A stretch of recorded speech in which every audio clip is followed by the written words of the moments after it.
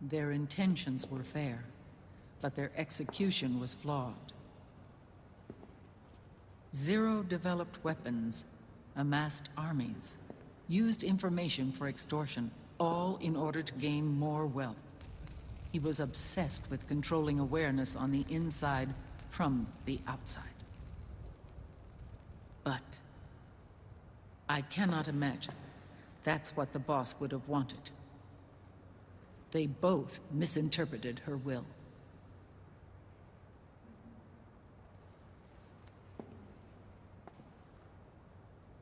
And their absolute reverence for her drove them apart. So began the war between Zero and Big Boss. Opposing interpretations, each striving to realize the boss's will. Everything you see today stems from their Cold War.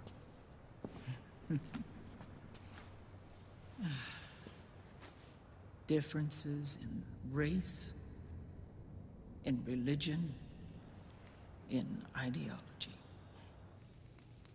This war they've caused is no different from any other human error in history. It all started with a tiny fork in the path and grew into a great rift.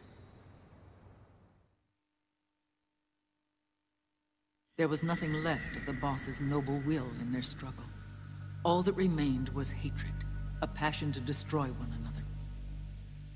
Big Boss returned to the US with a plan in mind, and once again assumed command of Foxhound.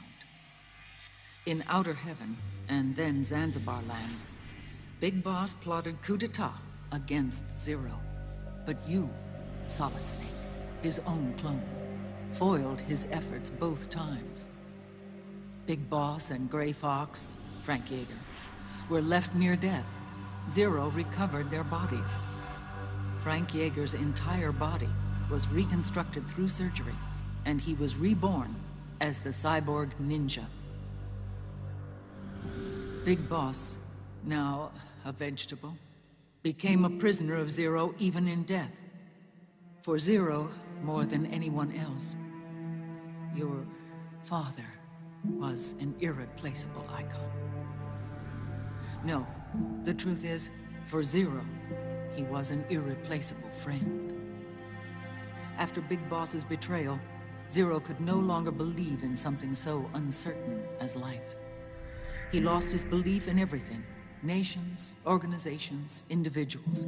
Zero was no longer willing to place his organization in the hands of the next generation. Instead, he set up a network of AIs, a decision-making system formed from all the information he had accumulated. He built 4 AIs, GW, TJ, AL, and TR, as sort of a digital Mount Rushmore, and 1 core artificial intelligence to unite them, John Doe. GW. The same GW we destroyed 5 years ago. The same. Ever since GW was cut off, JD and the other 3 AIs have controlled all information on every aspect of global society. Economics, politics, law, morals, and culture. The war economy is no exception. In the shadow of the system and its complete control over the world, Big Boss isn't allowed to live or die. He's trapped for eternity in a brain-dead prison. To bind himself to his friend, to ensure his rule over the world, Zero transformed Big Boss into an icon, neither living nor dead. Sounds almost like a religion. Naturally, Ocelot and I plan to free him from Zero's prison. We enlisted Naomi Hunter, an authority in the field of nanomachine research, into our organization. And we used Frank Yeager to kill Dr. Clark. Ocelot tortured the DARPA chief, Donald Anderson, also known as Sigint, to death, and made it look like an accident. The Shadow Moses incident. With Paramedic and Sigint dead, Zero was the only one left. But we too paid a price. I lost Ocelot. Ocelot wasn't fighting for the Pentagon or the Russians, and certainly not for Zero. He was fighting for Big Boss. He idolized him.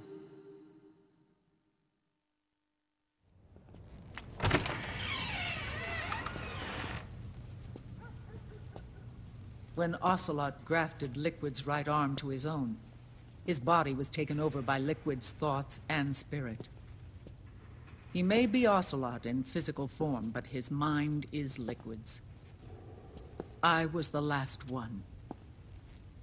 And then someone appeared to help me. Raiden.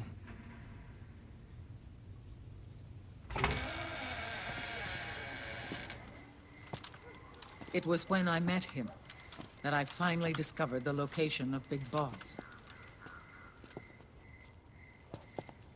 It was in the data he obtained from GW. Together, he and I retrieved Big Boss. But Big Boss was still asleep, as Zero had left him. Why did Zero keep him alive?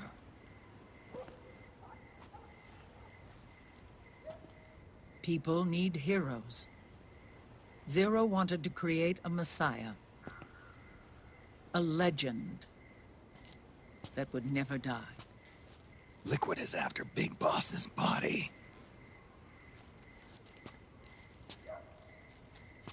Is it here?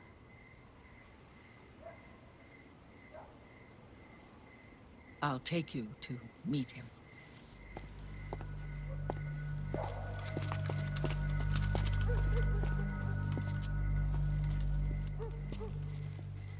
This is his pyx, his holy ark.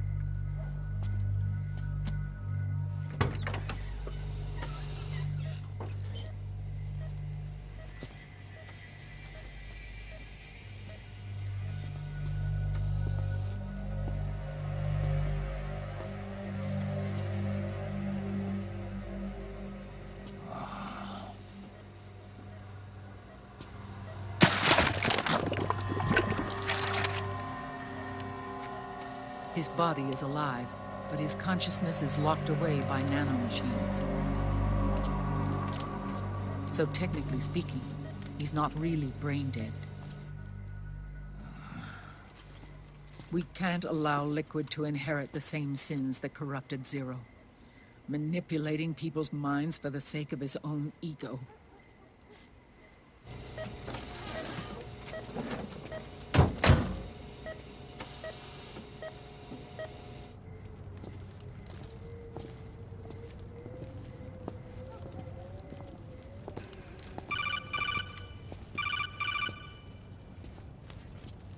Otacon.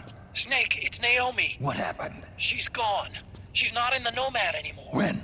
Less than an hour ago. She disappeared right after she and Sonny got back from Dr. Madnar's place.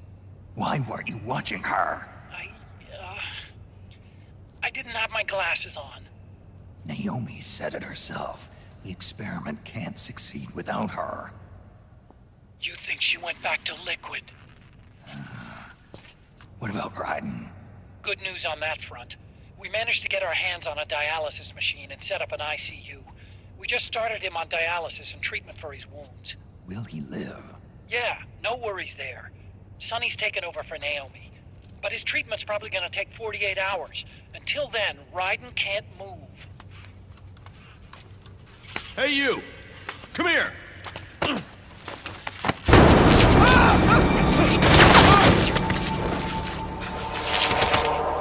What the hell is that? Move!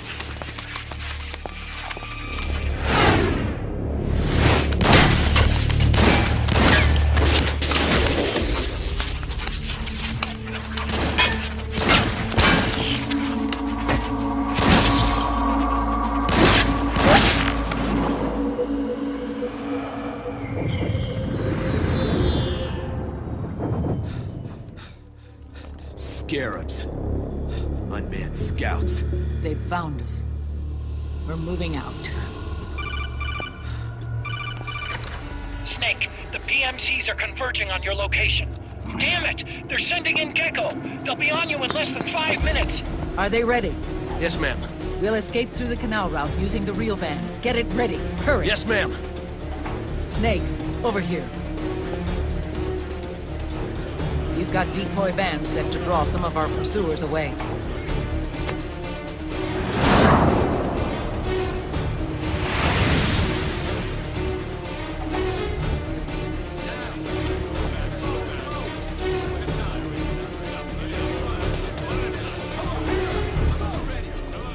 All of these children were orphans. They work in arms factories. And when they grow up, they want to join a PMC. They seek revenge on other companies, PMCs that killed their parents, and use their earnings to support their younger siblings. There are countless child soldiers like these in the PMCs. Nowadays, anyone with a computer can get combat training. The FPS games that these children love are distributed for free by these companies. Of course, it's all just virtual training. It's so easy for them to get absorbed by these war games. And before they know it, they're in the PMCs holding real guns. These kids end up fighting in proxy wars that have nothing to do with their own lives. They think it's cool to fight like this. They think that combat is life. They don't need a reason to fight.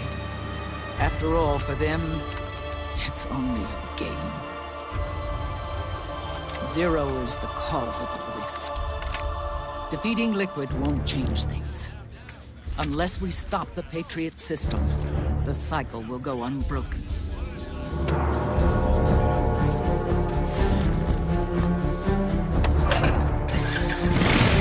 Hop on.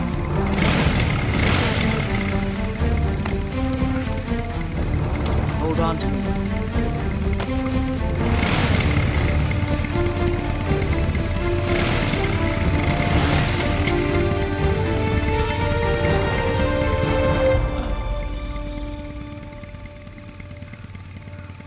With so many wars being waged, oil and biofuel have become as precious as diamonds. It's been a while since I went out for a ride. Are you sure about this? I only get off my bike when I fall in love. Or fall dead. Big Mama. Call me Eva.